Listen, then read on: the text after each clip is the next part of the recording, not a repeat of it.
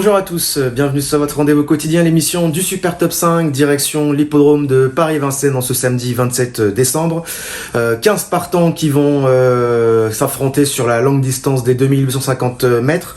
Je vais vous donner mon pronom en 6 chevaux, ensuite l'analyse de ces 6 chevaux et on finira avec mes deux impasses. Allez, c'est parti avec le numéro 10, Jongleuse de Lune, le numéro 12, Yalto d'Ertals, le numéro 9, Colbert WF, le numéro 5, Japlou Turgot, le numéro 11, Élégance Chronos et enfin le numéro 3, Dea Sprint Bar. Alors concernant le numéro 10, Jongleuse de Lune, elle a été excellente troisième dans la finale du Grand National du Trot à une très très grosse cote. Elle a confirmé en plus ses dispositions le 7 décembre en étant menée un peu plus offensivement. Voilà, encore fini troisième. Elle découvre un engagement favorable et sera pilotée en plus par l'inspiré Benjamin Rochard qui est en pleine forme actuellement durant ce meeting d'hiver. Pour moi, c'est une première chance. Le numéro 12, Yalto d'Ertals, qui est absent depuis le 3 novembre, mais voilà, qui a été, je pense, réservé pour cet engagement idéal à moins de 1000 € de la limite du recul. Alors il n'y a pas une grande marge de progression, mais avec sa seule association avec Clément Duval d'Estaing, ça s'est soldé par un succès sur l'hippodrome d'Argentan. Mais voilà, il fait toutes ses courses et il devrait encore lutter pour les toutes premières places dans ce super top 5.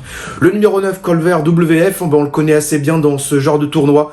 Ça peut lui arriver de faire quelques fautes d'ici de là, mais quand il est bien luné, il peut faire de très belles performances. Eric Raffin le connaît parfaitement, avec 5 podiums dont 2 succès. Il ne devrait pas se décevoir s'il reste au trot. Le numéro 5, Japlou Turgot, cheval qui est régulier également, qui peut lui arriver des fois d'être un peu compliqué, mais voilà, il avait encore des ressources pour prendre un ex-titre quand il a fait la faute dernièrement. Il a repris un peu de fraîcheur. Il évolue dans sa catégorie ce samedi. S'il part sur la bonne jambe, il devrait également entrer dans la bonne combinaison de ce super top 5. Et ensuite, 2 outsiders. Le numéro 11, Élégance Chronos, qui pour son seul essai déféré, il a fait forte impression justement dans la finale de l'Open des régions. Là, cette fois-ci, il restera chaussé, mais parce qu'il bénéficiera d'un engagement sur mesure le 16 février à Vincennes, mais il peut sur sa classe accrocher une 4-5e place. Et enfin le numéro 3, Dea Sprint Bar, qu'on connaît bien également.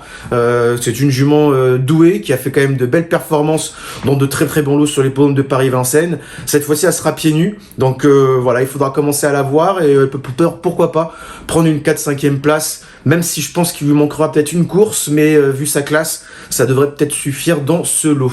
Et mes deux impasses, le numéro 15, Gendréen, qui aura 25 mètres à rendre, ça va être un peu compliqué, surtout à son âge, et vu que ses cadets sont en première ligne.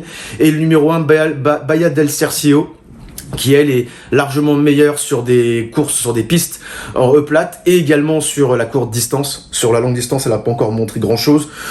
Donc je pense que ça va être un peu compliqué pour elle ce samedi. Voilà, vous savez tout concernant mon prono pour ce super top 5 du côté de Paris-Vincennes, et on se retrouve dès dimanche pour une nouvelle émission. Salut!